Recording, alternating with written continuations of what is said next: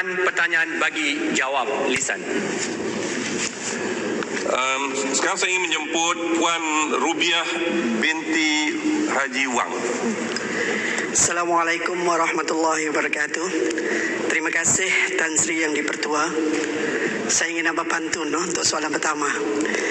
Terbang ke nyalang bersama merak, burung kelicap bersarang tinggi. Walaupun negara dilanda wabak, ekonomi tetap dijaga rapi. Seikat bagai sirih, serumpun bagai serai. Terima kasih. Soalan 1 mohon dilelai. Dipersilakan Yang Amat Berhormat Perdana Menteri. Assalamualaikum warahmatullahi wabarakatuh. Tuan Yang Bertua, ekonomi Malaysia telah berkembang sebanyak 0.7% pada suku pertama tahun 2020, iaitu lebih baik daripada jangkaan kebanyakan pakar ekonomi meskipun berhadapan dengan persekitaran ekonomi dan perdagangan global yang mencabar, terutamanya disebabkan oleh pandemik COVID-19.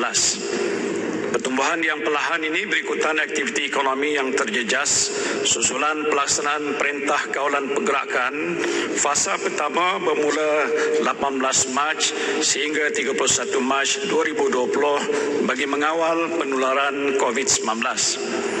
Suku kedua akan mengalami penguncupan yang ketara selari dengan perkembangan ekonomi global dan serantau. Namun demikian, kadar pertumbuhan ekonomi suku ketiga dan suku keempat tahun 2020 dijangka akan bertambah baik selaras dengan pembukaan semula sektor-sektor ekonomi. Langkah pemulihan ekonomi yang sedang giat dijalankan oleh kerajaan juga dijangka dapat mengukuhkan kembali pertumbuhan ekonomi pada separuh kedua tahun 2020. Kerajaan telah memperkenalkan pakej ransangan ekonomi Prihatin Rakyat Prihatin bernilai RM250 bilion pada 27 Mac 2020 bagi merangsang ekonomi, membantu rakyat dan menggalakkan aktiviti ekonomi domestik. Pakej ransangan ekonomi Prihatin Rakyat Prihatin Tambahan pada 6 April 2020 bernilai RM10 bilion bagi menyokong kelangsungan perniagaan utamanya perusahaan kecil dan sederhana PKS dan Pelan Jana Semula Ekonomi Negara Penjana pada 5 Jun 2020 bernilai RM35 bilion yang bertujuan untuk memulihkan dan menjana semula ekonomi negara dalam jangka masa pendek. Jabatan Perangkaan mengunjurkan kadar pengangguran adalah sebanyak 5.5% atau 860,000 orang untuk tahun 2020. Walaupun pasaran buruh dijangka mulai pulih pada akhir tahun ini berikutan langkah kerajaan melaksanakan Perintah Kawalan Pergerakan Pemulihan yang membolehkan operasi perniagaan dibuka sepenuhnya pada 10 Jun 2020. Dalam usaha menangani kadar pengangguran yang semakin meningkat, kerajaan telah memperuntukkan hampir RM15 bilion melalui Prihatin dan Penjana untuk dapat membantu hampir 3.3 juta rakyat yang terkesan dengan COVID-19. Antara inisiatif tersebut adalah seperti program subsidi upah, program insentif pengambilan pekerja dan bantuan latihan. Selain itu, kerajaan melalui Majlis Tindakan Ekonomi sedang dalam proses penyediaan pelan pemulihan ekonomi bagi jangka panjang dan akan dibentangkan pada bulan Oktober 2020. Antara lain, ia akan memberikan tumpuan pada penambahbaikan dalam pasaran buruh, reformasi institusi awam dan kerangka tadbir urus untuk pelaksanaan penjitilan dan revolusi perindustrian keempat. Di samping pelbagai langkah yang akan diperkenalkan dalam bajet 2021 pada 6 November 2020, kerajaan juga sedang merangka pelbagai dasar dan strategi khusus untuk menstruktur dan mengukuhkan semula ekonomi dan menangani ketidakseimbangan pembangunan sosioekonomi di bawah rancangan Malaysia ke-12 2021-2025 yang akan dibentangkan awal tahun 2021. Silakan Yang Berhormat Kota Semarahan, soalan tambahan pertama. Tahniah kita ucapkan kepada Yang Amat Berhormat Perdana Menteri dan juga Kerajaan Malaysia yang dapat merangka pelan pemulihan dan juga pengukuhan ekonomi yang komprehensif.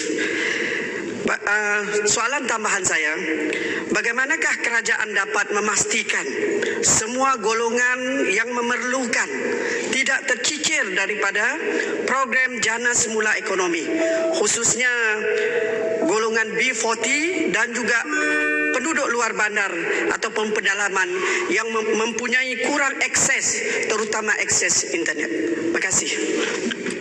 Soalan tambahan kedua di sebelah kanan. Silakan. Belum. Silakan. Maaf saya. Terima kasih Tuan Ketua. Hari ini hari luar biasa. Terima kasih kepada Yang Berhormat Kota Semarahan. Memang bagaimana yang telah pun saya sebutkan waktu kita melancarkan program prihatin sama ada di peringkat yang pertama ataupun seterusnya, antara perkara yang kita sebutkan ialah supaya tidak ada sesuatu pun rakyat kita yang tercicir daripada program Jana Semula Ekonomi ini, khususnya yang berada di kawasan-kawasan luar bandar, termasuklah di Kota Semarahan ataupun di tempat-tempat yang lain. Oleh sebab itulah kita telah membentuk apa yang kita panggil laksana, iaitu unit pelaksanaan dan koordinasi stimulus ekonomi antar agensi, dan unit ini bertanggungjawab untuk memantau supaya segala bentuk peruntukan yang telah pun kita sedaraikan dalam pakej rancangan ini akan sampai kepada semua kelompok masyarakat. Dan saya nak sebutkan di sini ada 53 agensi kerajaan yang berkaitan di seluruh negara, termasuk Sabah dan Sarawak yang terlibat dalam program ini, dan kerajaan telah pun memperuntukkan 11 bilion ringgit pada penerima di kalangan B40 dan M40, termasuklah di penduduk-penduduk di kawasan luar bandar. Soal internet memang ada isu, walaupun sudah pun kita roll out program ini untuk dilaksanakan di seluruh negara dengan sejumlah peruntukan lebih daripada 20 bilion, saya berpendapat ada lagi usaha yang perlu kita lakukan, termasuklah di kawasan-kawasan luar bandar, ya, termasuk di Kota Semarahan dan lain-lain lagi.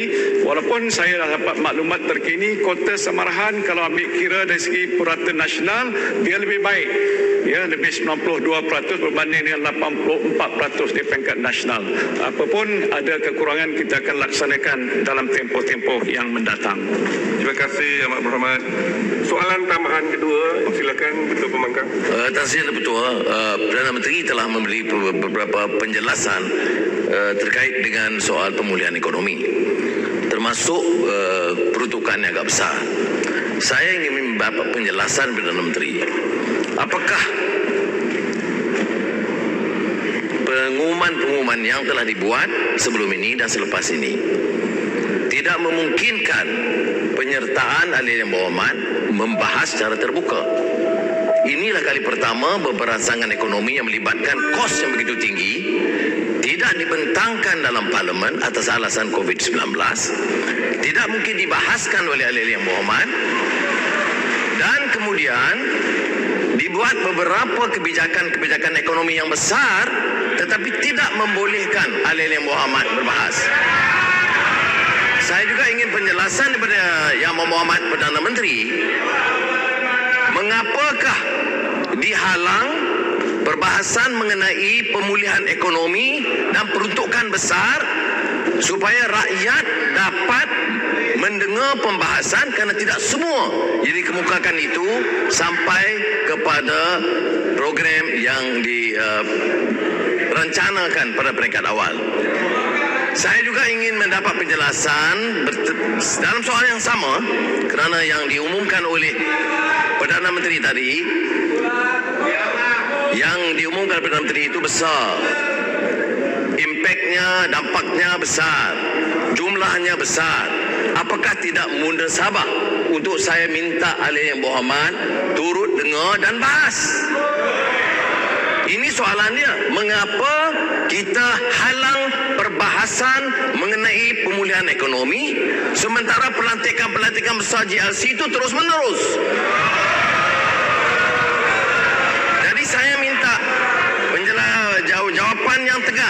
Bila nak dibentangkan, mengapa? Namanya soalan. Soalan. Silakan Yang Amat Berhormat. Itu soalannya ya. Terima kasih. Politik sogok. Tuan Yang Ketua, memang saya dah jangka dah Port Dickson mengumumkan soalan seperti itu kerana perkara ini bukanlah pertama kali disebutkan. Sebagai bagaimana yang kita semua sedia maklum, permasalahan besar yang kita hadapi ialah soal untuk menguruskan dan juga menangani masalah COVID-19. Dan di seluruh negara umum rakyat tahu bahawa dalam situasi yang amat menyukarkan dan sulit sekali itu, kerajaan tidak ada pilihan. Malahan saya sendiri berpendapat tindakan-tindakan segera mesti diambil walaupun sebelum sesi parlimen bermula. Dan hari ini walaupun perkara itu belum lagi dibentangkan, insya-Allah Menteri Keuangan saya akan bentangkan dalam tempoh sesi ini juga segala perkara yang terperinci. Ada berpuluh-puluh inisiatif yang terpaksa dilaksanakan. Kerana di luar sana, Tuan Yang Ketua mesti tahu, rakyat menunggu. Dia tak boleh nak nunggu sesi parlimen ini. Dia nak sekarang. Bantuan disampaikan sekarang. Mereka menghadapi kesukaran sekarang. Industri dah runtuh sekarang. Perniagaan-perniagaan tak boleh laksanakan sekarang. Kalau nak tunggu hari... Parlimen boleh bersidang. Jadi walaupun itu saya faham sebagai tugas ahli parlimen memang itu tanggungjawab. Tetapi tugas kerajaan adalah untuk menentukan rakyat mesti dibela. Waktu mana pembelaan itu mesti Buatlah sidang tergempar. Dan tambahan. Satu lagi soalan tambahan. Mohon soalan tambahan. Jawab baru. Soalan tambahan. Pontian. Terima kasih. Tan Sri Yang Dipertua, prihatin 1, prihatin 2, penjana jumlahnya 255 bilion dengan 45 bilion suntikan fiskal. Maka defisit kita bertambah 5.8 ke 6%. Apakah langkah-langkah kerajaan untuk mengatasi defisit itu? Seterusnya, adakah kerajaan bercadang memudahkan lesen, memperbaiki prosedur, memperbaiki proses, memotong red tape supaya ekonomi boleh berkembang segera ketika COVID-19 ini? Terima kasih. ini baru soalan. Terima kasih Tuan Ketua. Soalan Pontian itu memang sentiasa berada dalam pertimbangan kerajaan. Waktu kita nak berbelanja, kita tahu ada paras siling yang dibenarkan oleh undang-undang dan juga oleh peraturan supaya tidak kita pecah bumbung dan melampaui had yang telah dibenarkan. Sebab itu dalam situasi yang agak terdesak ni, dan saya kira bukan saja di Malaysia, hampir banyak negara-negara lain terpaksa berbuat sedemikian kerana isu pokok ialah dengan COVID-19 hampir ekonomi dunia runtuh. Jadi mau tidak mau kita mencari sumber-sumber dalaman yang ada, bukan luaran, untuk digunakan untuk memastikan supaya keadaan negara ini akan dapat kita bantu menyelesaikan masalah ekonomi dan sebagainya. Soal lesen ini memang kita telah ambil kira. Arahan yang telah saya keluarkan pada Ketua Setiausaha Negara, Tuan Ketua, ialah untuk menentukan di setiap kementerian kalau ada perkara-perkara yang perlu disingkatkan prosesnya yang bertingkat-tingkat supaya tidak menyebabkan kelewatan, kelambatan. Keputusan boleh dibuat segera oleh pihak pengurusi ini dan juga jawatankuasa untuk menyelesaikan masalah sebegitu supaya dia tidak mengambil masa yang terlalu panjang. Bermakna segala bentuk birokratik red tape mestilah dikurangkan dalam tempoh kita nak menangani masalah ekonomi yang sedang meruncing sekarang ini. Tuan Ketua. Satu lagi soalan Tan Sri. Tan Sri Speaker. Sebenarnya takkan kepada 3 soalan, tapi tak apalah semput. Silakan Yang Hormat Memperundang. Terima kasih Tan Sri Speaker. Ingin saya nak bangkitkan persoalan tentang apa yang telah disebutkan oleh Yang Amat Berhormat tentang langkah-langkah untuk kita nak memulihkan ekonomi.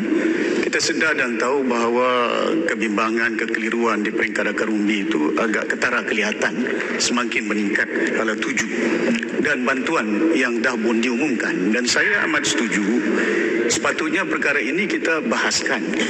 Kena kalau Dewan Dagangan Negeri Sabah boleh bersidang 3 hari dan kita bahaskan dan kita jelaskan, taxi driver pun kita bagi, lori lori driver pun kita bagi, dan ini merupakan perkara pertanggungjawaban kerana jumlahnya agak besar dan rakyat kita nakkan pastikan bahawa mereka tidak ada dalam keadaan kekeliruan. Namun demikian, saya nak bertanya dengan yang amat berhormat Perdana Menteri tentang walaupun tadi disebutkan kebimbangan saya tentang pengangguran yang agak besar. Kita di Sabah ada banyak syarikat yang tutup, bankrupt. Hotel pun dah tutup. Dan keadaan ini membimbangkan kita. Saya nak tanya by sektor, berapa ke jumlah pengangguran yang telah pun dicatatkan sektor by sektor? Saya tahu agak spesifik dengan izin. Cuma saya minta kebimbangan ini agak menular. Kena ramai di antara rakyat kita yang sekarang ini dah sewa rumah pun tak mampu nak bayar. Nak belanja untuk anak-anak pun tak mampu nak bayar. Tapi kalau kita mendengar pengumuman yang telah dilakukan, microkredit contohnya di peringkat di Sabah, ada penjelasan yang dinyatakan dah sampai, dan kita juga nak tahu di peringkat negeri adakah usaha ini consolidated effort di peringkat kerajaan persekutuan dan juga negeri-negeri yang ada. Kena kita building a nation. Kita nak tahu kerjasama yang perlu kita lahirkan untuk membolehkan pemulihan ekonomi yang ada. Sampai tak sampai tak? Saya nak tanya tentang jumlah pengangguran yang ada di negara ini dan langkah-langkah yang 3 bilion tadi yang dinamakan stimulus package. Will you realize those people redundant, unemployed will be able to recover their job? Terima kasih banyak. Silakan, Imam. Tuan Ketua, bagaimana yang telah pun saya jelaskan dalam ucapan awal tadi, kita telah menyebutkan bahawa untuk tahun ini disebabkan masalah COVID dan sebagainya, memang ratusan pengangguran itu meningkat.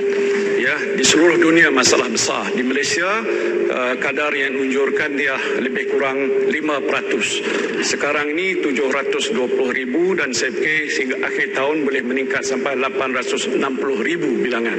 Ini bukan suatu yang menggembirakan saya dan saya fikir semua kita di sini pun tahu. Tapi persoalan yang penting, apa harus kita lakukan untuk menentukan dia tidak terus merosot. Sebab itu segala bentuk bantuan-bantuan stimulus, antara lain contohnya wage subsidy, subsidi upah yang kita sediakan, ataupun moratorium kita bagi kepada syarikat yang berjumlah 100 bilion yang diperuntukkan oleh bank-bank dalam negara. Ini semua sudah memberi sedikit ruang kepada syarikat-syarikat dan juga pengusaha-pengusaha dan juga mereka yang terlibat dalam perniagaan untuk memberikan jumlah pekerjaan ataupun nak menentukan jangan ada pengangguran meningkat dan bertambah. Inilah inisiatif yang sudah pun kita mulakan dan akan kita teruskan untuk masa-masa ke hadapan. Terima kasih. Terima kasih.